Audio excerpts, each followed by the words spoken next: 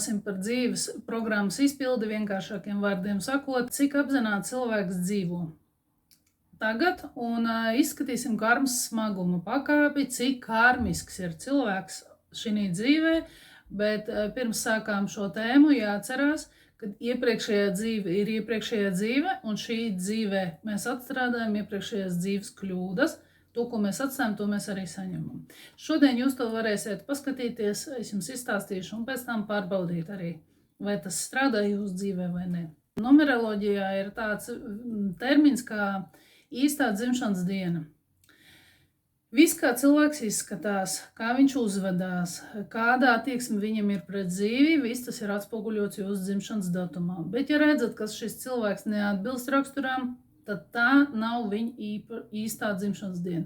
Šeit mēs runājam par kļūdainiem ierakstiem dokumentos, vai arī par ķēzaru griezienu, vai par ekstremālām situācijām dzīvē, kad bērns dzims pirms laika, vai ir nonācis kaut kādā ekstremālā situācijā. Bet kopumā, ja mēs skatāmies, tikai 10% cilvēkiem varētu būt šis nepareizais dzimšanas datums. Kas notiek, ja cilvēks ir ierakstīts nepareiz dokumentos? Tas ir tā, kā jūs uzvelkat divreiz mazāk izmēra kurpsi vai džemperi, vai nu divus izmērs lielāks. Tātad jums raksturs varētu būt tāds, bet jums dzimšanas datums uzvelk programmu, kas neatbilst jūsu enerģētikai.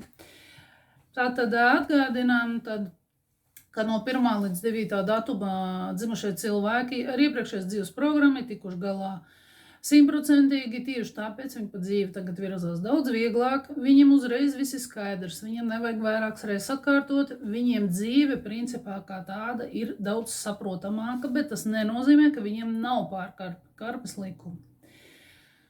Tātad, ja runājam no 23. līdz 31. datumā dzimušiem, viņi ir izpildījuši 40% iepriekšējās dzīves programmu. Pārējā enerģētika viņiem aizgāja risinot citu dzīves, savas kļūdas, domstarpības, viņi visu laiku gan pretojās un tā tālāk. Viņi tieši tāpat dzīvo arī tagad. Zinot, ka būs lietas, viņi var uzvilkt kostīmu, bet līdz nepaņemt lietasargu, un visu laiku tādā veidā viņi izdara šīs muļķīgās kļūdas. Bet kopumā šie cilvēki ir ļoti dinamiski, spilgti, impulsīvi cilvēki. Tātad 1. un 23. datumā dzimušajiem iezīmes būs kopīgas, bet viņu programma kardināli atšķirsies, tāpēc, ka 23. būs 2 programmas plusā, 2 programmas mīnusā, bet vieniniekam būs 1 programma plusā, 1 mīnusā. Tātad, protams, ka viņi psiholoģiski būs ļoti atšķirīgi cilvēki. Sāksim ar to, ka 1. datumā dzimušais, tas ir līderis, kas iegūst un atdod zināšanas. Viņam patīk mācīties, bet atšķirība ir tāda. 1. datumā dzīvošais sēž savos pierakstos, bet 23. mīl norakstīt. Uzdevums ir kā ir vienkārši, bet izpildījums savādāks. Tātad 1. dzimušais būs līderis, kas kompānijās sēž vienmēr kaut kur pēdējās rindās, jūs viņu pat nepamanāt, ka viņš tur ir. Bet, kad tādam cilvēkam uzkraus kaudze darbiem, viņš pat nesalieksies, jo uzreiz ieslēgsies viņa dinamika un apziņa, ka viņam viegli izdarīs jebkuru profesionālu darbu. 23. sāks domāt, kur to visu nogrūst. Paši stāvēs maliņā, skatīsies, kā to dara citi, teiks, es pēc tam paskatīšos, kā to dara, pēc tam es to atkārtošu. Tādā veidā viņi arī iegūst un apgūst zināšanas, bet skatoties no malas. 1. būs izteikti 100%, tad 23. būs virves vilkšanas sacensības. Viņam šī enerģija būs, bet viņam procentuāli būs mazāk. Ja 1. būs 100%, tur būs 40%. Otrā pusē 23. un visiem, kas ir dzimuši pēc 23. šī enerģija tiek plēst uz pusēm, tā kā, teiksim tā, virves vilkšanas sacensībās. To, kas ir bijis, to var redzēt, ka katra puse velk uz savu pusi, un arī šie cilvēki tādā veidā enerģētiski, tā teikt, traujās uz pusēm. Kas vēl šiem cilvēkiem ir tāda iezīme rakstura, kad viņi ir piesaistīti māsām vai brāļiem, viņi ir diezgan skopi uz emocijām un skopi apģērbā, tāpēc viņu konservatīvi ģērbjās. Ir vēl tāda iezīme, ka šie cilvēki bieži dod priekšroku partnerim, kurš ir jaunāks par viņiem. Otrā un 24. datumā dzimušie, tā bija labsirdība un rūpes par apkārtējiem, ekoloģija, daba, dzīvnieki. Cilvēki, kuriem jānodarbojas ar kaut kādu medicīnas novirzienu vai dziedniecība, viņiem der to zināt un, teiksim tā, par velti palīdzēt citiem cilvēkiem, izmantojot šo zināšanas, sniegt atbilst saviem tuvākajiem. Šeit runa iet par to, ka šie cilvēki ir tie, kas zina, ka ceļmalu lapu jāpieliek, zina, kādu teju dzerties augstējušies, zina, kad medus jālieto. Bet tagad reti, kurš to dara, jo principā ir medikamenti, aptieka, bet līdz ar to, kad šie cilvēki neizmanto šo talantu, viņiem uzreiz sāk tas atspēlēties tādā veidā, ka sāk slimot viņa apkārtējie. Viņus jāaudzina ar vecākai paudzei, un viņi paši tiecas pēc kontakta ar vecāko paudzi. Draugs izvēlās vienmēr vecāks par viņiem, bet viņi izvēlās arī tādus draugus, kas tik tiešām pievērš viņiem uzmanību, nevis māca visu laiku un do padomus, kā dzīvot, bet arī kas viņus atbalsta. Viņi mīl dzīvnieku dabu, bet, diemžēl, šiem cilvēkiem ļoti patīk baumas. Viņi to neuztver kaut kādā negatīvā rakursā, bet, teiksim tā, kad parunāt no sirds. Viņiem tā kā patīk izliet visu sirdi, un kas tur slimo, un kā tavs suns, un tā tālāk, un pa visiem ģimenes locekļiem, un pa visiem viņiem vienkārši ir nepieciešamība rūpēties par citiem cilvēkiem. Tādā veidā viņi arī rūpējās. Tālāk dzimuši 3. 25. datumā, tātad radošums, talanti jādod audzināšanas piemērs, palīdzot jaunākiem, īpaši saviem bērniem, palīdzēt atvērt savu talantu, citiem vārdiem sakot, nostāties uz savām kājām. Cilvēki, kuriem ir ļoti vajadzīgs rezultāts, tieši tāpēc sievietes ļoti bieži var izdarīt spiedienu uz saviem bērniem. Viņās ir ļoti daudz šārmas, ļoti daudz pašcieņas, viņas labi uzvedās, lieliski ģērbjās, mīl stilu. Bet šis stils arī konservatīvs, un tur nebūs nekādi tādi pārspēlējumi, teiksim, boas palvas vai 5-metrīgi cepuri, jūs neieraudzīsiet šai sievietei, jo viņa ir karaliene. Un šeit ir vēl tāda iezīme, kas ir novērsta. Ja šīs sievietes ekonomē uz savu izskatu, slikti izskatās, tad mēs atceramies šeit pasaku par pelnrušķīti. Ja viņas ekonomē uz savu izskatu, 12. naktī karieta pārvēršās par ķirbiņām. Viņa nedrīkst būt pelnrušķīti. Ja viņi sāk netērēs naudu savam izskatam, viņai dzīvē, teiksim tā, sāk atņemt iespējas, tāpēc, ka viņai tā ir jārealizē ideja, viņa izdomā tēlu, un šis tēls ir jārealizē. Vai no jātīst savs talants. Vairāk viņa vērst tā kā uz bērniem. Tātad vīrieši ir šajā ziņā kardināli pretēji. Viņiem visi ir tieši otrādi. Es labprāt pasēdēt mājās, gribēs tev zupu uzvārīšu, vispār man ļoti patīk nodarboties ar bērniem. Bet trīnieki atšķirībā no 25-niekiem vienmēr būs pirmajā plānā. Viņi iznāk, viņi ir karaliene, viņi ir spilgta, radoša, tā, lai man viss uzreiz redz. Bet 25-niekiem mēs paskatīsimies, tātad šī enerģija ir mazāk. Un ja mēs paskatāmies no planetārā viedokļa, 2 + 5 ir 7. Tā planēta ir Neptūns, kas ir diezgan augsta, viņi ir diezgan noslēgta zīme, bet šie cilvēki ir ļoti labi skolotāji. Bet tādi skolotāji nevis, kur māca tur filozofiju un teoriju, bet viņi apmāca visos sadzīves aspektos. Trīniekiem ir izteikti šī īpašība, bet 25-niekam vēl vajadzētu kļūt par spilgtu personību. Ja trīniekam ir šarms, tad 25-nieks ir ļoti mērenāks un mierīgāks šajā jautājumā.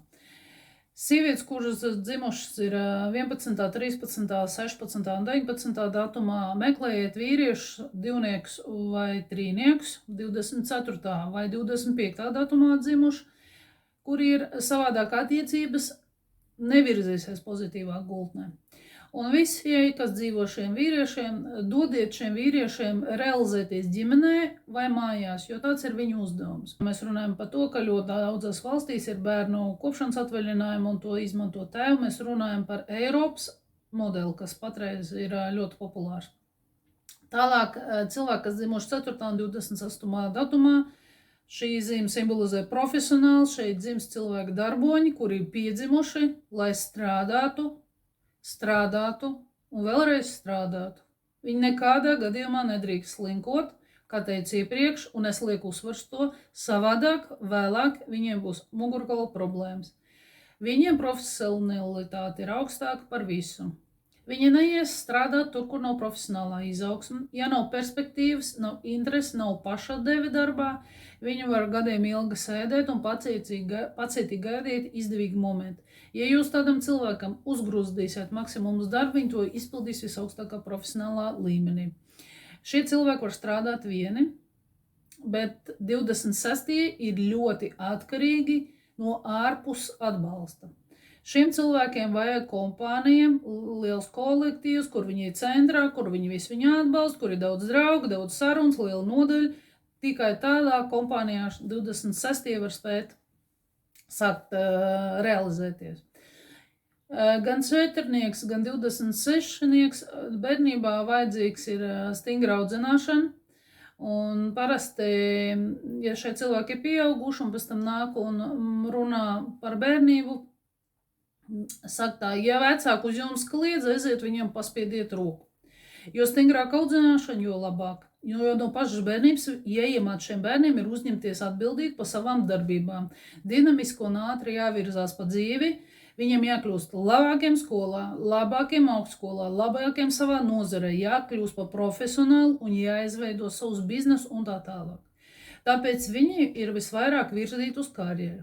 Ja jūs dosiet bērnībā viņam atlaides, tad turpmākā dzīve viņiem var būt ļoti grūta. Tie, kur darbā haltūrē un neprofesionāli pild savus pienākumus, ir ļoti liels risks saslimt ar mugurkaulu problēmām, kuras var novest līdz paralīzē. Šeit mēs runājam par disku trūcēm un visām tām sastāvdaļām, un kā visi zina, mugurkauls ir tas, kas tur principā visu ķermeni.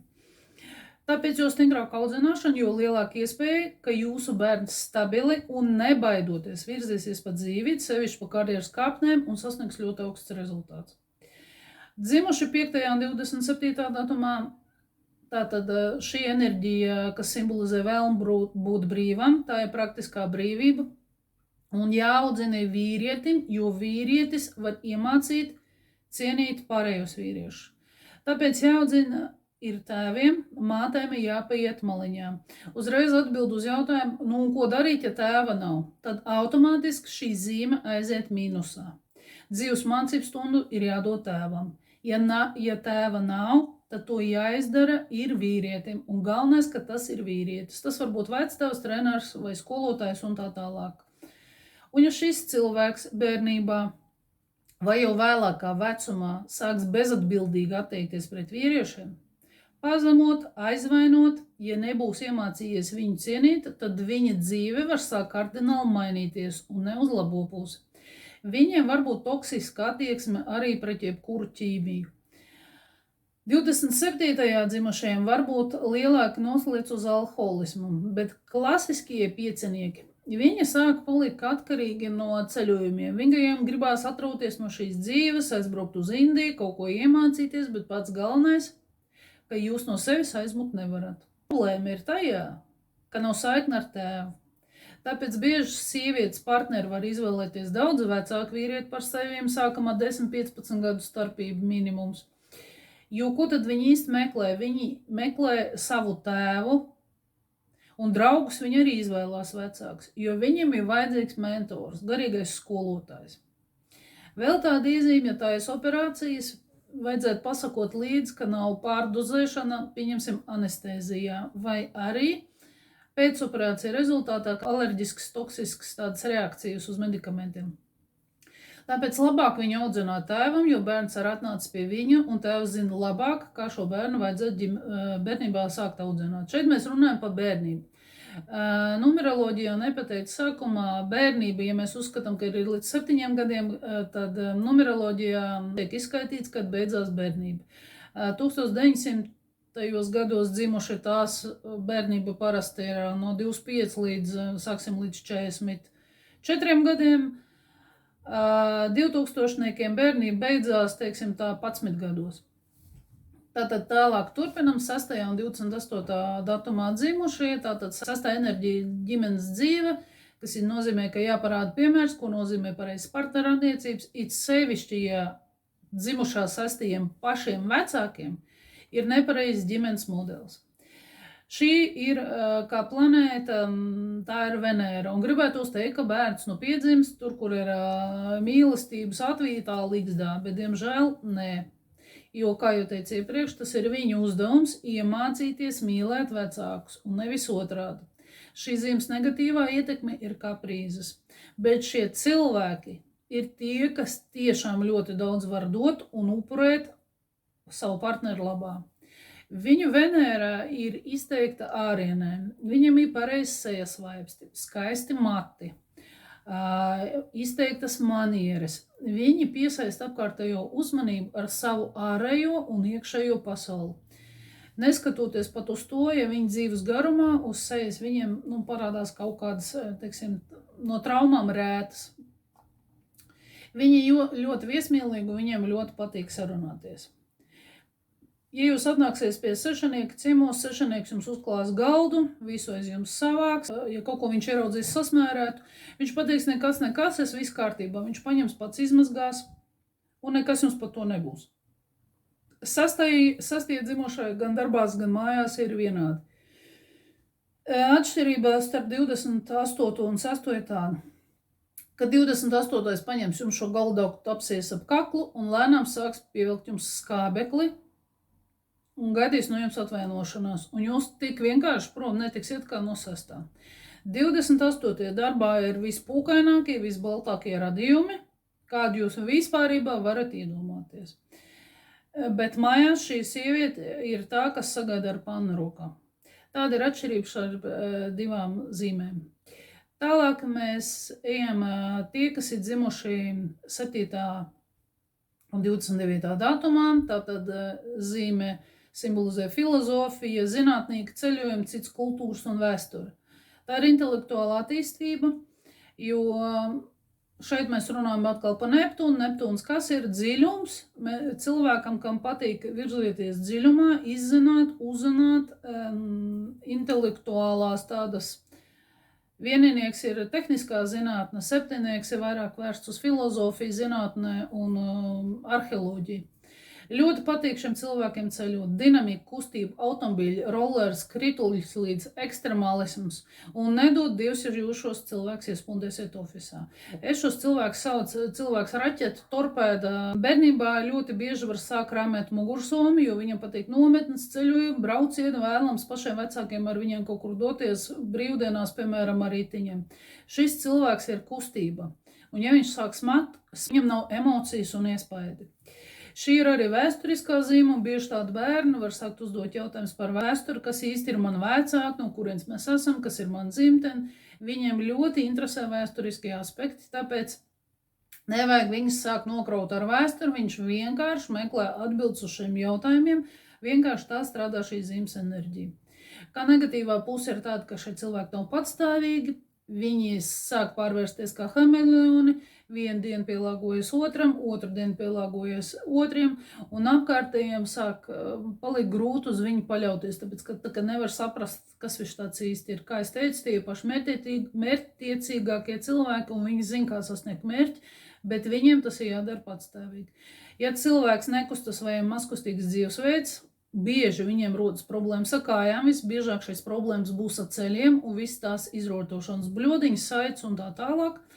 Vēlāk tas var pāraukt smagā locītavu deformācijā vai arī, protams, papildus šeit nāk, ko es teicu, tas ir liekais svars. Kā vēl viens liels marķieris, ja enerģija ir mīnusā, tā ir nokļūšana avārijā un viss tikai tāpēc, ka viņi negrib intelektuāli virzīties, jo viņu uzdevums ir ceļot, uzzināt zināšanas, atvest uz dzimteni un šeit visiem to izstāstīt. Viņiem vislielākās izdzīvošanas iespējas varētu teikt tā. Runājot par avārijām, teiksim, tas nenozīmē, ka viņš sēžot pie sūras var nokļūt avārijā. Viņš visbiežāk var nokļūt avārijā kā blakus sēdošais vai kā gājējs.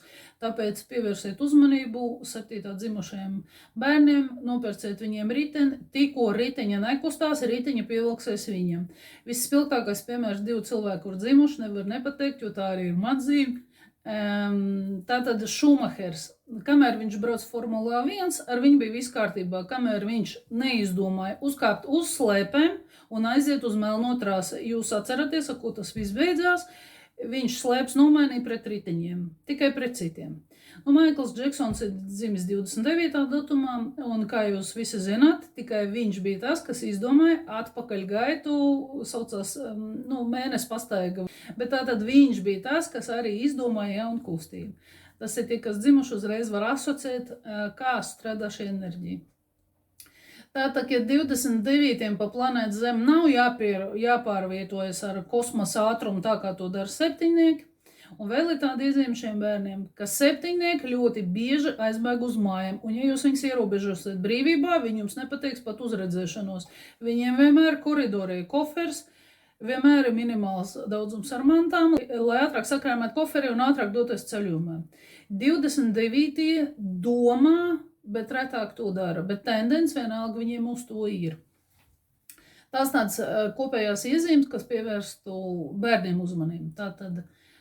Tālāk astoņnieks ir garīgā izaugsme. Jāizlīdzina konflikts, cīņa par taisnību, maksimāli tuvu šie cilvēki ir garīgai izaugsmai, un viņi saprot, kas ir taisnība. Es saku, ka tā ir tapa jebkurai mucai vai pudelē. Cilvēki, kuri dēļ taisnības ir gatavi otru noēst. Tikai, kur jūs redzat taisnību, tā vispār apkārt nav. Tāpēc ļoti bieži viņi nonāk konfliktos, kautiņos, vienalga, vai kādu samierināt, vienmēr kaut kāda tiešanas funkcija izpildu viņiem ir. Viņiem ir ļoti svarīgi, lai apkārt visu laiku būtu klusums un miers. 30. Ja mēs runājam, viņi ir tālāk no sākotnējā skaitļa, tātad šī enerģija vajag. Šeit strādā gan astoņnieks, gan trīnieks, jo 3 + 0 būs trīnieks. Tātad šiem cilvēkiem būs izteikti netaisnība attiecībā pret bērniem. Īpaši attieksme būs, kā vajag pareizi vai kā ir nepareizi attiecības veidot ar bērniem un viss, kas saistīts ar bērnu jautājumiem. Astoņnieki interesē pilnīgi visas sfēras. Viņu dievina visu viņu apkārtējie. Kāpēc? Jo viņi visu laiku risina viņu problēmas. Viņi ir pārāk atbildīgi attiecībā pret citiem cilvēkiem. Astoņniekiem ir jāatcerās tikai viens, ka ir tikai viena problēma un tā ir saistīta ar viņu pašu. Nav jāatrisina viss planētas problēmas un pietiek ar to, ka viņi sāk atrisināt no sākuma savējās. Un ja pietiek enerģija, tad risina arī pārējiem. Tālāk, nākošie dzimuši 9. un 31. datumā, tas ir garīdznieks, aizsargātājs, kuram ir dota paaugstināt ekstrasensorika, kā es teicu, viņš ir ezoteriķis pēc savas būtības. Šīs ezoteriskās zināšanas ir atvērts gan viņiem, gan arī 15. datumā dzimušiem. Ko var teikt par šiem cilvēkiem? Lieciet šos cilvēkus vienkārši mierā. Aizmirstiet par viņiem, jo viņi ir jāaudzina izolācijā. Tas ir pēdējais augstākais skaitlis, jo augstāk vairs nav kur. Atcerieties, no 1. līdz 9. dzimuši ir 100% izpildījuši savu programmu. Desmitnieks ir pieļaus jau karmiskās kļūdas, enerģija iet mīnusā. Un ja viņi netiek galā, tad neviens vispār nevar tikt galā ar šiem viņu uzdevumiem. Jo no pašas bērnības viņi ir personības un viņi nevienam padoms neprasa. Viss ir jādara vienam. Darbs, biznes, tur, kur ir viens, sports, tur, kur disciplinā viņš ir viens, skolā jāmācās pašam, viņam neviens nekad nepalīdzēs un pareizi darīs. Jo viņam pašam jākļūst patstāvīgam, stipram, neatkarīgai personībai, kurai ir dota ekstrasensorika, un deviņnieks ir visstiprākā ekstrasensorikas zīme, ja mēs skatāmies uz dzimšanas dienu. Un tas tāpēc tikai, lai viņš palīdzētu citiem. Ja šie cilvēki sāk griezties pēc palīdzības pie kāda, viņi to zaudē. Ja sāk uz kādu paļauties, viņi to zaudē. Ja sāk rēķināties ar kādu, viņi to zaudē. Un šeit sievietēm, ja jūs pieķerāties vīram un sākat viņu kontrolēt, līdz tādam līmenim, ka jūs zvanat un pārbaudat, kur ir, jūs viņu zaudēsiet līdz fiziskam līmenim. Jo viņu uzdevums ir kļūt neatkarīgam, iemācīties mīlēt sevi, būt patstāvīgam, bet tas nenozīmē, ka viņi visu dzīvi būs vieni. Bet gan to, ka jums nevajag paļauties uz savu partneri, bet jūs varat paļauties tikai pašu uz sevi. Tālāk mēs pietuvojamies 80% izpildēji, ko es teicu, tie ir 10., 11., 12. un 13. datumā dzimušie, kuri gandrīz izpildīja uzdevumu, ja nebūtu viens bet. Cilvēkiem bija drusku izteiktas karmiskās rakstura īpašības, citiem vārdiem sakot, viņiem drusciņi sabojājās raksturs. Tātad atgādinu vēlreiz, ka iepriekšējā dzīve ir iepriekšējā dzīve, un šī dzīve dota, lai neatkārtot šīs iepriekšējās dzīves kļūdas. Vai arī, kā es saku, veidot labāku savu versiju. Labāka versijais. Tātad 10. Nevarēja tikt galā finansiāliem jautājumiem, bija pārāk merkantīli attiecībā pret citiem. Viltīgi viņi visu salīdzināja, cik izdevīgi ir viņiem. Tagad augstākie spēki saka, tu šausmīgi gribēji pelnīt naudu, lūdzu, tev tiek dot tāda iespēja. Nodrošina visu savu ģimeni un sāc to darīt jau agrā bērnībā. Tātad viņiem jau bērnībā jāsāk pelnīt naudu. Un ja viņi šo uzdevumu netiek galā, viņiem pēc tam sāk atņemt naudu. Vai ja vecāki dod naudu vecumā, var sākt vecākiem sēdēt uz kakla finansiāli un nekur no viņiem neaizies. Šis jautājums aktuāls ir sevišķi īpašumu jautājumos. Šajā dzīvē nekas nav mainījies, tāpēc viņiem ir jābūt akurātiem. No vienas puses šī zīme dod biznesa naudu un resursu, viņi var kļūt par ļoti veiksmīgiem biznesmeņiem, bet bērnībā, ja gribat, lai kaut ko šis bērns izdara, jūs varat sākt sadzirdēt visbiežāk uzdoto jautājumu. Kas man par to būs? Viņi domā par dzīvokļiem, karjeru, profesiju un nākotni. Visu laiku skatās, kam vairāk vai mazāk tiek iedots. Tāpēc bērnībā ir jāiemāc šiem bērniem pareizi attiekties pret naudu, jāsaprot, kā pelnīt naudu un iemācīties to nopelnīt. Tāpēc bērniem var attiecināt šādu audzināšanas modeli. Ja tu kaut ko gribi, tad tev tas ir jānopelna. Tā pašā laikā vērtības skalu nosaka paši vecāki. Ja tādi ir jūsu draugi, paziņas vai kolēģi, tad pievērsiet uzmanību, ka no sākuma viņi jums uzdos jautājumu, kas man par to būs, vai cik izdevīgi viņam tas būs, un pēc tam sāks tikai pašlēkties un domāt kaut ko citu. Dzimuši 11. datumā. Iepriekšējā dzīvē izmantoja fizisko spēku attiecībā pret citiem, bija pārāk agresīvi. Tagad tādiem jāiemācās citus samierināt, aizstāvēties, rūpēties par tuvinieku psihisko un fizisko stāvokli. Ja tādi uzbrūk, tad tā ir aizsargreakcija. Viņi ir tādi, kādi jūs viņus radāt. Viņi ir kā stāvošs spoguļattēls jums pretī, jo tā ir arī mēneszīme. Ja jūs pret viņiem esat labiņi, tādi labiņi viņi ir pret jums. Ja jūs neesat labiņi, tad jūs redzat vienu no vissliktākām versijām, kādu jūs vienu varēsiet ieraudzīt. Ja jūs negribat ar viņu strīdēties, tad vienkārši izliekaties, ka jūs viņus mīlat. Ja negribat saņemt pretestību visos tās variantos. Jo zīme simbolizē cīņu, konkurenci, aizstāvību, agresiju, domstarpības, nesaskaņas, sports un tā tālāk. Šie cilvēki var iesist tīri fiziski, un tas var būt ne tikai vien vārdos, var nekontrolēt sevi agresiju. Un viņi nekad neapstāsies, ja sācies konflikts. Kamēr viņš jūs nenograudzīs, viņš nenomierināsies. Tikko jūs sāciet pret viņiem labi izturēties, viņš atkāpjas, jo viņš visu laiku grib konkurēt. Bet no otras puses mēnesi enerģija ir ļoti labsirdīga un tāda rūpju pilna planēta. Šiem cilvēkiem nav ieteicams nodarboties ar cīņa veidiem, kuri tuvais kontakts, un strādāt visās tais iestādēs, kuri ir paaugstināta agresija. Zīme pāriet mīnusā, un tas ir ne tikai ārsts nepareizi uzstādīts diagnozes vai ķirurģiskas iejaukšanās, bet arī ļoti smagi ķermeņa bojājumi, kas var izpausties kā smagi ievainojumi. Bieži tie ir asti priekšmeti, pieņemsim nazis. Kāpēc ķirurģiskas operācijas un ķirurģiska iejaukšanās, tātad nazis ir arī skalpels. Ja? Traumas tiek gūtas augsts pakāpes vardarbības formā. Jautājums, kāpēc tā? Jo iepriekšējā dzīvē šis cilvēks bija ļoti agresīvs un vardarbīgs attiecībā pret citiem. Tātad, kas tagad notiek? Tas viss sāk atgriezties viņam atpakaļ. Esiet pret viņu maigāki, jo viņi noteikti atcerēsies konflikts un noteikti atriepsies. Viņu vienkārši tāpatās neko neatstās. Tālāk mēs runājam par dzimušajiem 12. datumā. Iepriekšējā dzīvē neizturējās pārāk maigi pret apkārtējiem. Īsākiem vārdiem sakot, bija rupekļi, bezjūtīgi skeptiķi, nemācēja izpaust savas jūtas un emocijas. Ticēja tikai sev, nebija ne līdzjūtības, ne iecietības, tāpēc tagad viņiem dod 12. un augstākie spēki saka, tu gribēji dzīvot pats ar sevi, lūdzu, tev tiek dots viss tāds iespējas. Tu tagad nevarēsi ne uz vienu atbalstīties. Tagad viņi ir ļoti maigi un viss tikai kāpēc, jo bērnībā viņus sāk piespiest. Varētu teikt, ka pat viņiem ir viena no visgrūtākām bērnībām, jo viņus piespiež, lai viņi sāk saprast citu cilvēku psihoemocionālo stāvokli.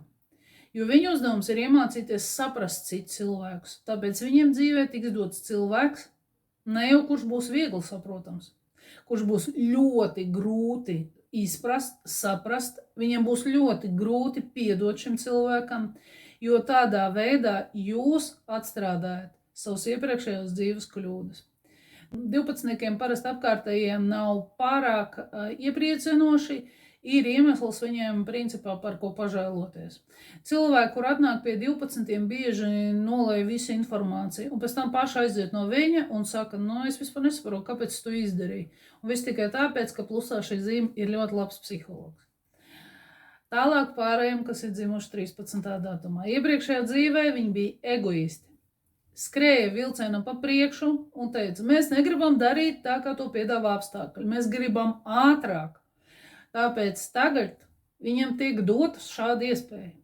Paša sarežģītākā, paša energopatēriņa ziņā grūtākais un lielākais uzdevums. Gribēja skriet, lūdzu, tikai tagad aiz sevis ved arī pārējos cilvēkus. Tas ir tā, ka izsniegt pirmais sniegs un pirmais cilvēks, kas iet ar slēpēm un iedzem trasi. Viss, kas cilvēkam būs stabils, viss viņam tiks atņemts, jo uzdevums visu laiku ir atrasties jaunā energoplūsmā. Tas ir grūti, bet tas ir interesanti, tāpēc, ka viņi ir progresa cīnītāji. Enerģētiskā ziņā pats stiprākā zīme. Pirmais vārds vienmēr ir ne. Viņi nekam netic, visu laiku strīdās, viss ir nepareizi, viss ir jādara pretēji, kā pārējie to visu dara. Viņi domā, ka ir pats galvenākais uz šīs planētas, tāpēc viņiem ir ļoti grūti kaut ko paskaidrot, ieskaidrot vai pārliecināt. Šie cilvēki vienmēr pretojas, tāpēc skolā viņiem ir ļoti sarežģīti mācīties, viņi nevienam neuzticās, skolotājs vienmēr ir nepareizs un vispareizākais ir tikai viņš. Viņi ir ļoti dinamiski, aktīvi, kaut kur nesās, kaut ko iznomā, nekad nepierīgīgi tam, kas jau ir. Un vienmēr viņiem vajag izdarīt kaut ko kardināli jaunu. Šiem bērniem vairāk vajag dot vienkārši brīvību. Ja jūs pateiksiet, ka to darīt nedrīkst, tad viņš to izdarīs. Un tieši par spīti jums viņš to izdarīs. Tāpēc sakiet, šito var, viss, viņam vairs nav interesanti. Ko nevar? Nevar šito super, to es tieši arī izdarīšu. Viņiem vēl tiek dots, pat cik tāds sarežģīts uzdevums, viņiem tiek dots talants pārliecināt jebkuru uz jebko. Un tāpēc pacentieties ar viņiem nestrīdēties īpaši, kas saistās ar naudas jautājumiem. Nākamā grupa mēs nonākam, kā mēs teicām, tātad no 14. līdz 22. Tiks ir iepriekšējās dzīves uzdevumi tikuši galā 60%, 40% karmiskajiem parādnieki. Tātad, dzimuši 14. datumā, iepriekšējā dzīvē iznīcināja savu dzimtu caur, teiksim tā, šodien to sauc par biznesu, tā bija amatmeistarība. Pārdeva vai atdeva kādu ģimenes biznesa noslēpumu, teiksim, sens recepts vai kaut kāda meistarība, kas nodrošināja ģimeni, jo viņi bija pārāk skūpi. Viņiem visu laiku bija pamaz, tāpēc tagad viņiem visā būs ierobežojums. Jo viņu uzdevums ir mācīties priecāties par to, kas viņiem jau ir. Tikko viņi sāks par to priecāties, viņiem tikai tad tiks iedots vairāk. Skopums varētu izpausties kā teikt zināšanās, vārdās, emocijā, naudā, iespaidos, laikā, it visā. Ja jums ir izteikti šīs rakstura īpašības, tad sākat cīnīties ar to. Kategoriski nedrīkst atstāt šiem bērniem ģimenes biznesu vai nodot. Viņš viņus 100% iznīcinās. Patstāvīgi jāizveido, viņiem ir jauns biznes un jānodod nākošā paudzē kā amats. Šeit mēs runājam, kad ir, sauc viņas pat dinastijas amatiem, ja? Tātad, ja viens ir ārsts, tad nākošais ir ārsts, tad vecmāmiņa ir ārsts vai arī kaut kāds dzimts recepts un visi ir slaveni pavāri, arī par to mēs runājam. Viņiem vajadzētu tā darīt, bet, protams, viņiem tā negribās, un viņi grib iet pretēji, bet to darīt nedrīkst. Tāpēc vajadzētu pārņemt šo dzimtas meistarības amatu un sākt nodot, apmācīt tālākā paudzē. Viņi nav ļoti emocionāli cilvēki, viņiem ir grūti izdarīt izvēli. Tieši tāpēc viņi var kļūt par shopping atkarīgajiem vai par skūpuļiem. Bet patiesībā dziļi sirdī viņi ir ļoti dāsni cilvēki, tikai viņiem šis dāsnums pašiem ir jāatver. Viņi ir ļoti noslēpumaini un var jums nestāstīt visu, kā ir patiesībā. Es tā teiktu, tādi slēptie aģenti. Jūs visu dzīvi nodzīvojat kopā, bet tā līdz galam arī varat nesaprast, kas tad īstenībā notika. Nākošie, par ko mēs runājam, tie ir 15. datumā dzimušie. Iepriekšējā dzīvē šiem cilvēkiem nebija pieeja ezotērikai, kas ir saistīta ar okultismu. Viņi to pielietoja pret citiem cilvēkiem, vai arī gāja, vai darīja to pašu, vai arī gāja pie speciālista, tādā veidā nodarīja kaitējumu. Par cik nebija pieeja šai disciplīnai, tad tas skaitās kā likuma pārkāpums. Tagad ir liela iespēja, ka cilvēks var saskarties ar kādu no onkoloģijas veidiem. Tas ir atkarīgs no tā, cik smagi izdzīvoja klients iepriekšējā dzīvē vai kāds kaitējums tika nodarīts. Tādā veidā viņiem tas var parādīties uz viņu ķermeņa. Tagad tiek dota tāda iespēja. Viņam ir, tā kā saka, tu tā kā gribēji baigi, tur, lai tev viss ir, lūdzu. Tev ir pieeja jebkurai ezotērikai, bet šajā dzīvē cilvēks intuitīvi pats grib nostāties uz gaišā ceļa, teiksim tā, un sāk palīdzēt citiem cilvēkiem. Bet ir viens, bet tikko viņi to sāk darīt, viņam pašam ir jāiziet cauri ļoti grūtiem dzīves pārbaudījumiem. Iekšā nenormāli emocionāli cilvēki, es viņus saucu vulkāns, emocijas vienkārši etna atpūšās. Bet ārēji viņiem ir ļoti augsts saturs. Tas ir, ziniet, tur, kur ir tādi augi ēdāji, kas sēž mierīgi, nekas nenotiek, tikko pielidoja muša, viņi uzreiz momentā saķer un tad sākās visādu kustību viņiem iekšā. Ārēji viņiem ir neaprakstāms šarms, kuriem ļoti grūti pretoties. Tas īpaši attiecās uz vīriešiem. Sievām es ieteiktu vienkārši ar to sadzīvot, jo tieši pie jūs vīra nāks klāt, citas sievietes prasīs padomus. Viņu nevar nepamanīt. Tātad 13. un 15. neaizmirst nekad un neviens. Griba to vai nē, bet viņam ir pieslēgts ekstrasensorikas talants. Tas nozīmē, ka viņi redz situāciju un tikai tāpēc viņi vienmēr ir soli priekšā visiem pārējiem. Kā jau teicu, viņi arī ir lieliski organizatori. Ar šo zīmi jāmāk apieties, jo ja tā jums dod visu, ko vien gribat, un tas viss, pagaidām tas viss ir par velti, nekad neviens no jums neko neprasīs. Bet cena par to būs ne tagad un ne šajā dzīvē, bet citā. Viņam ir jāsako līdz saviem vārdiem, jo ja viņš kaut ko negatīvu var pateikt, tas ļoti ātri var realizēties attiecībā pret citiem cilvēkiem. Un viņam par to atkal nekas nebūs. 15. ir nenormāla aizsardzība pret skaudību. Viņus nevar noskaust, nevar tur šitās te, kas saistīts ar okultismu, ja. Necentēties, netērējieties, nemocēties un vienkārši netērēt laiku. Šiem cilvēkiem ir uzlikt automātiski saucamā spoguļa aizsardzība, kur caursist vispār nav iespējams. Vēl viņi var iespaidot tātad, ja 13. varēja iespaidot domu formu, tad 15. var iespaidot tā kā apkārtējo ēteru. Viņi kaut ko gribu, viņi to saņem. Vēlnešķīgi, pievilcīgi, intelektuāli, ļoti radoši cilvēki. Viņa radošums ir kā baterija, kas nekad nebeidzās. Tātad viņi ir, viņu sauc cilvēks karnevāls. Ja? Tātad, ja viņš iziet uz skatuves, tad tur visa publika bišķiņi sāk trakot. Ja runājam par bērnību, tad pievēršam uzmanību šiem bērniem līdz 6 gadiem, jo tieši tad viņš sāk izdarīt izvēlu, uz kādu ceļu tad viņš nostājas. 15. audzinot, vajag viņiem stāstīt un mācīt, kā aizsargāt dzīvniekus, kā palīdzēt tuviniekiem, parādīt multens, kur ir labestība, nekā transformeri, nekāda agresija, un Toms un Džerijs, kuras laika lapst pa galvu sita, nav viņu variants. Bērnībā šie bērni var mocīt dzīvniekus, bet ja jūs sākat nodarboties ar viņu audzināšanu, un jūs rādat pats savu piemēru, tad šī uzvedība viņiem var mainīties. Bet atcerēsimies to, ka tikai viņi ir augstākie garīdznieki, jo nonākot tumšajā pusē, viņi izprot visas tumšās puses spēkus, un tikai tad var startēt, kļūt par augstākās klases garīdznieku un sākt palīdzēt citiem. Ļoti bieži šie cilvēki tomēr izvēlās gaišo pusi. 16. dzimušajiem iepriekšējā dzīvē bija skaudīgi pret citu cilvēku īpašumu, izjauc to vai atņēma, vai arī sagrāva citu cilvēku dzīves. Šeit runa iet par īpašumiem, graujošiem padomiem un izjauktām ģimenēm. Ko tu mocies šķiries taču? Priekš kam viņš tev vajadzīgs? Vat šīs visas frāzes šiem cilvēkiem ieteiktu aizmirst. Bērnībā viņš visu izjauca, noārda un strīdās, un tas ir pilnīgi normāli.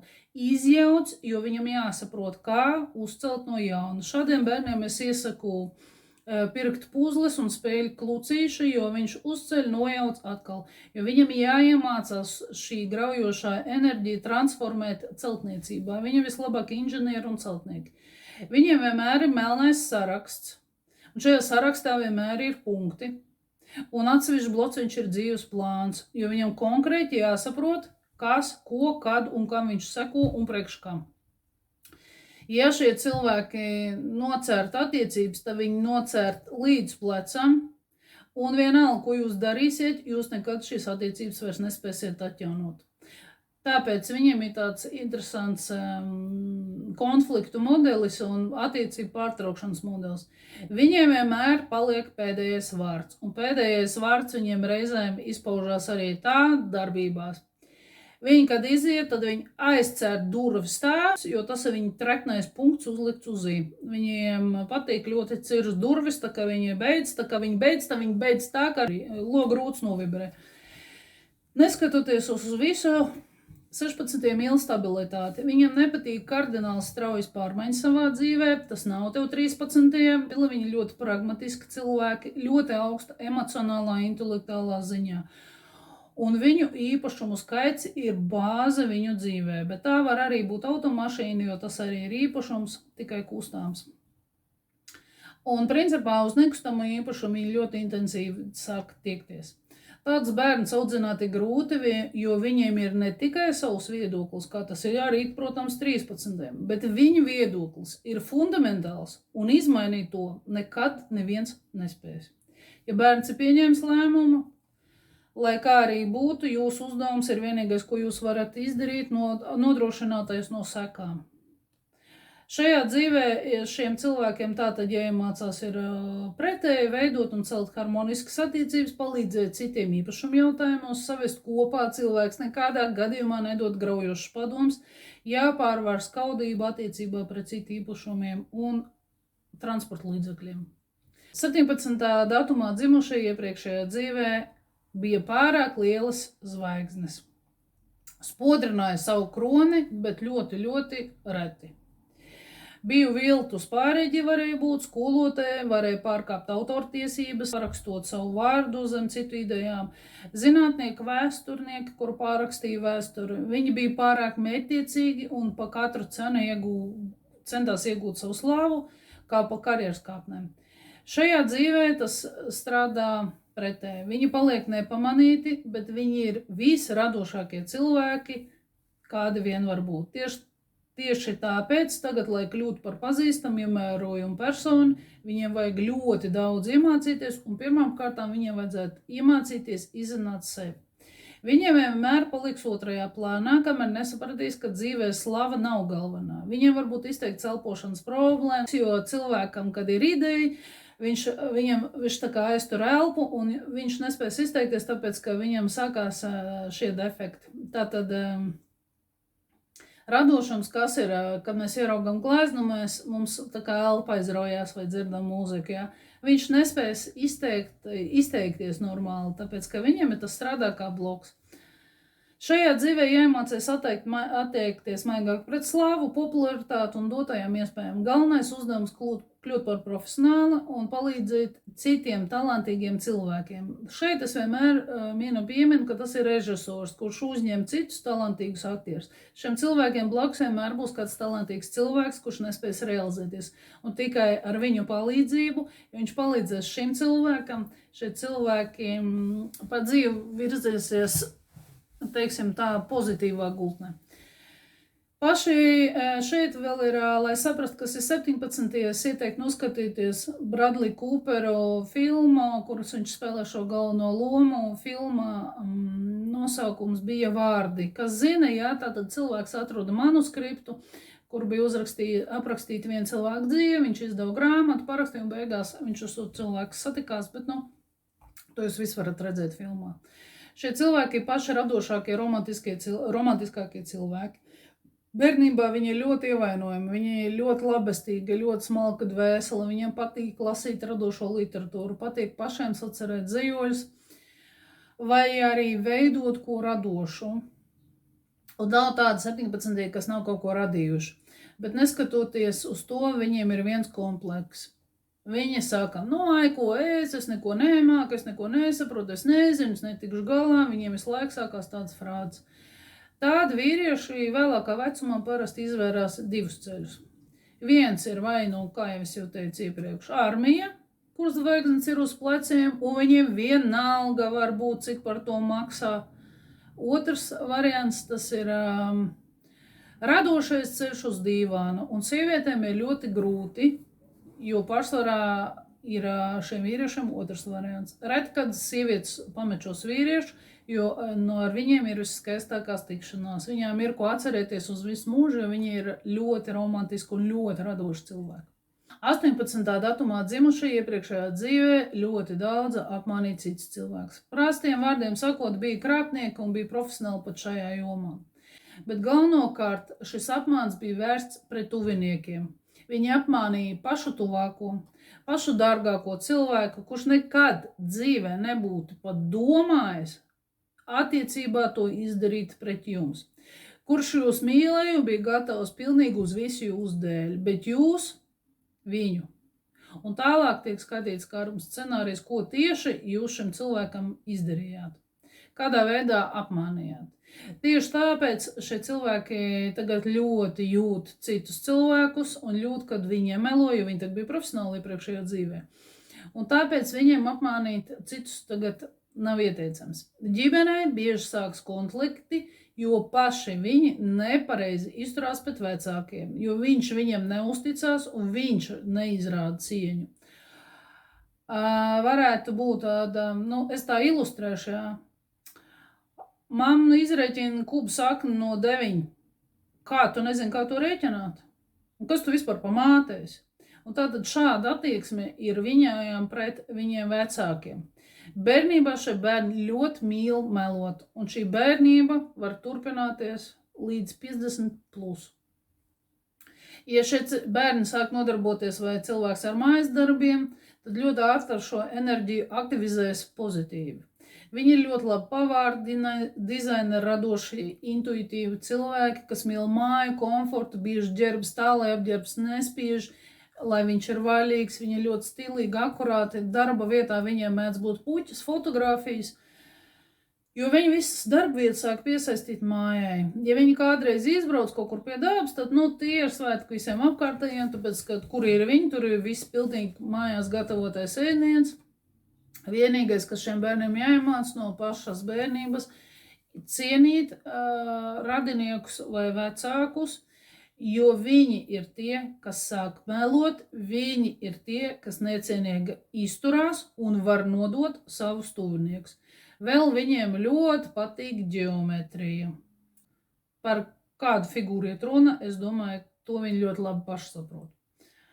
Tātad 18 ir ļoti lieliski aktieri, no sērijas visu laiku viņi dzīvo, man gribās kaut ko jaunu. Un tātad aktieriem, kā tas izpaužās, viņiem visu laiku ir jaunas lomas. Pārējiem pie 19. 19. iepriekšējā dzīvē ieņēma ļoti augstu amatu, varēja būt valsts ierēģi, lieli ražotāji, kur izmantoja savu vāru, tāpēc šajā dzīvē viņi var uz citiem izdarīt spiedienu, pārkāpjot brīvas gribas izvēles likumu. Tagad vajadzētu iemācīties nevis piespiest citus, bet gan iedvesmot. Ieraudzījāt talantīgu cilvēku, palīdziet un iedrošiniet viņam realizēties. Tie ir cilvēki imperatori, vadītāji, kuriem kronīts aug un kronīts aug un aug. Tāpēc viņa uzvedība ir divi veidi. Vai nu viņš šantažē un manipulē ar tuviniekiem caur cilvēku, un es to saucu cilvēks pārklājs, kas ir vislielākais cietējs un vislielākais upurs no visiem iespējamajiem upuriem, kāds viena vispārībā ir sastopams. Var sakot, mīliet mani un apkūpiet mani, un tādā veidā viņš sāk piesiet par katru cenu sev cilvēkus un sāk tādā veidā kontrolēt jūsu darbības. Vai no otrs variants, kā jau teicu, es esmu karalis, un, ja es teicu, tā būs tieši tā, kā es teicu, un savādāk variantu vispār nav. Bērnībā viņi grib būt galvenie, atbildīgajā klasē, grupā, vestē sevis cits cilvēks, un tā ir ļoti laba īpašība, un tas ir ļoti lieliski, un jāpalīdz ir šiem cilvēkiem šo īpašību attīstīt pozitīvā gultnē. 19. ļoti bieži vēlākā vecumā piedāvā ļoti augstu karjeras kāpumu vai ieņemt augstus amatus vai perspektīvu biznesā, jo viņa uzdevums ir kļūt par galveno un palīdzēt citiem. Citi ir viņu padotie. Tāpēc, ja viņi viņiem nepalīdz un sāk izmantot savu varu pilnvarus pret saviem padotajiem, viņus ļoti ātri un no liela troksni gāž no šī tronīša. Jā, tā varētu izteikties. Un principā gāž no amata. Sievietes, kuras ir dzimušas 19. datumā, piedodiet, bet ir neciešams ģimenē. Ar viņām ir ļoti grūti apkārtējiem. Bet šeit arī ir risinājums, kā es jau iepriekš teicu, viņām ir jāizvēlās vīrieši, kas ir dzimuši 2., 24., 3. vai 25. datumā, jo viņi ir maigāki, sievietes tā tad ir šajās nevis karalienes, bet, dievietes, jā.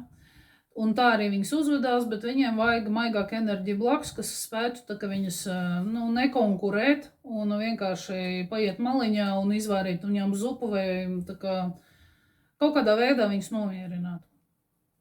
Tātad, nākošajā ir 20. datumā dzimušie. Iepriekšējā dzīvē nodeva dzimtas tradīcijas. Šeit skaitās rasu sajaukšana, aizbraukšana uz citu valsti, pārņem pilnībā tās kultūru, neatcerēties savus senčus, no kurienes tu esi savus dzimtas saknes. Šeit pieskaitās arī bezlaulība attiecības. Tātad praktiski šodien mēs visi pārkāpjam šo karmas likumu. Tagad ļoti daudzi šo likumu pārkāp, bet ja pēc karmas likumiem tiek pārkāps smagāks noziegums par 20. tad 20. datums nebūs. Aizmirst pateikt vēl galveno. Tātad karmas smagums sākās no 14. uz 22. Jo zemāks, jo smagāks pārkāpums. Tātad jautājums, kāpēc 17. ir virs 18. Tātad apmānīt citus cilvēkus nav tik smags noziegums, kā apmānīt sev ļoti tuvu cilvēku, kas dēļ jums bija gatavs pat ziedoties. Tāpēc 18. būs smagāks.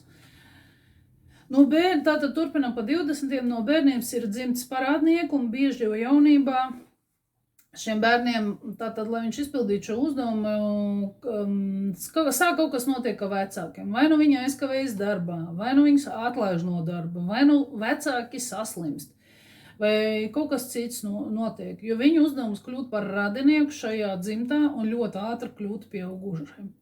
Šeit atceramies atkal, ko es teicu, stāsts par sarkangalvīti, saliekam tādu tā kā loģiku kopā, kuru bērnu sūtīt cauri mežam, lai aiznes kaut kādā vecāmātei kaut kādas pīrādziņas. Tas ir vispār mums tagad tas liktos absurds, bet tāds ir viņu uzdevums. Jo viņi katru sekundi ir atbildīgi par savu dzimtu un par savu ģimeni. Tā vajadzētu būt. Parasti pie viņiem visi radinieki, ja kaut ko vajag, viņiem zvana, viņi skrien, un viņi visu laiku tā kā vāve ritenī skrien un izpilda visu šo cilvēku vajadzības. Nu, tā vajadzētu būt, bet ļoti bieži ir otrādi. Es esmu maziņš, es gribu pastaigāties, kāpēc man būtu jāsaža kaut kādu savu māsu vai brāli, kas ir mazāk pa viņu, un viņi ļoti bieži sāk atstumt savus tuviniekus, izsakot viņiem aizvainojušas frāzes, un šī ir viņa negatīvā puse. Viņiem jāpalīdz ir ģimenei, ja viņi šo uzdevumu nedarīs, viņi nespēs izveidot savu ģimeni. Tātad nākošie 21. datumā dzimušie pārkāpa likumu attiecībā pret dzimteni. Cilvēkiem bija talants, ko pārdeva citai valstī. Vīrieši šeit varēja atteikties dienēt un aizstāvēt savu valsti. Tie bija sportisti, kas var spēlēt zem citas valsts karoga. Pārstāv cita valstī intereses vai arī pārdevuši savus talants, kā jau teicu. Tātad šeit mēs pieskatām arī atklājumus, patentus. Un šodien mēs runājam, ka tā ir algotņa armija varēja būt. Šodien tas ir Franču leģions, ko visi zina, nu ne visi, bet kas saistīta ar šo sfēru. Var dzīvot citā valstī, bet nenoniecināt savu dzimteni un tās tradīcijas. Bērniem obligāti jāiemāca dzimtā valoda. Plusā viņiem ir atvērti starptautiskie sakari, atvērti pasaulē, viņi ir uzticīgi, mīl cilvēkus un viņiem ir talants iemācīties valodas. 21. pasaules cilvēki, viņi visu laiku tiecās pēc kaut kā no ārzemēm vai uz ārzemēm, tas ir svešvalodas ārzemnieki. Viņi grib visu laiku ceļot, un tie nav tādi tuvi mērogi aizbraukt uz Lietuvu, bet viņiem mērogs ir viss pasaules tā kā apmēros. Vēl viņiem ir izteikti tāda, ka viņi tiecās uz neparastām profesijām ar skaistu nosaukumu. Nevis vienkārši institūts, bet starptautiskais, mega kaut kāds tur nosaukums. Ja. Viņi ir politologi, un šajā dzīvē viņi var mierīgi apgūt jebkuru valodu, praktiski 5 valodas pārvaldīt brīvi, tas ir viņiem pilnīgi normāli. Viņiem pa dzīvi tādas nopietnas problēmas nav, vienīgais, ja viņi aizbrauc aiz robežām sāk noniecināt savu valstu, viņiem sāks problēmas ar dokumentiem, vīzām un tā tālāk, un deportācijas jautājumu. Turklāt viņus mīl ļoti citi cilvēki, jo viņi ir atvērti pret viņiem, un viņi tikai tāpēc veiksminieki, ka viņi ir paši labsirdīgi un ļoti atvērti pasaulē. Bet tā kā iepriekšējā dzīvē tika nodot valsts, tad viņus arī bieži aizsūt uz ārzemēm, visos veidos liek izslavēt savu dzimteni aiz robežām. Pārējiem pie 22. datumā dzimušajiem, tātad iepriekšējā dzīvē rūpīgi attiecās pret cilvēkiem, bet galvenokārt šeit runa iet par bērniem. Varēja taisīt abortus vai dot tādus padomus, varēja pamest bērnus, negribot tos audzināt, varēja nežēlīgi pret viņiem attiekties, varēja izmantot bērnus kā darba spēku. Savādākiem vārdiem sacīt verdzību, bet atceramies, ka tā ir iepriekšējā dzīve. Tagad pašiem ir jāaudzina 3 bērni, bieži piedzimst paši daudz bērnu ģimenēs, jo jāpalīdz viņiem ir tagad citiem bērniem. Veiksme šiem cilvēkiem nāks tikai caur bērniem. Viņi ir paši labsirdīgākie cilvēki uz pasaules, un viņi ir gatavi palīdzēt jebkuram. Kaut arī viņi pēc savas būtības ir naivi, un bērnībā viņus ļoti bieži apbežo tikai tāpēc, ka viņi paši sev nevar aizstāvēt. Atcerieties, teicu, ka viņu uzdevums ir kļūt par visas pasaules draugu. Ļoti daudz kļūdās, tāpēc vēlāk var palikt dusmīgi, bet vēl vēlākā vecumā viņi var pārvērsties par tādu spēlmanu, kur ļoti labi saprot savu vietu sabiedrībā, un viņi saprot, kur vajag uzvesties. Jo, ja tu aizēji parunāt tur, tu zini, kā virzīties uz priekšu. Bet tomēr 90% no šiem cilvēkiem ir ļoti labsirdīgi, ļoti atvērti, ļoti miermīlīgi cilvēki. Tomēr viņu naivums reizēm varētu būt ne tik paties, un viņi ar to var tikai piesakties. Šī dzīvē viņam, kas būtu jādara, nepieļaut atkārtot šo kļūdu 22. Tātad šeit ir abortu vai dot padomus, bet ļoti bieži viņus sāk kāds uz to virzīt. Kā ar šiem cilvēkiem runāt? Nu, kā ar bērniem, jo ne viņa augstais status sabiedrībā nekas nespēja noslēpt viņu šo enerģiju. Vēl viens ļoti izteikts tāds rādītājs, viņiem ļoti patīk konfektes. Tāpēc bērnībā šiem bērniem vajag dot glāstus, uzmanības, spēļmantiņus, un tāda problēmas ar šiem bērniem nebūs. Ceru, ka jums bija interesanti, ar jums bija Reimana. Vislabāk!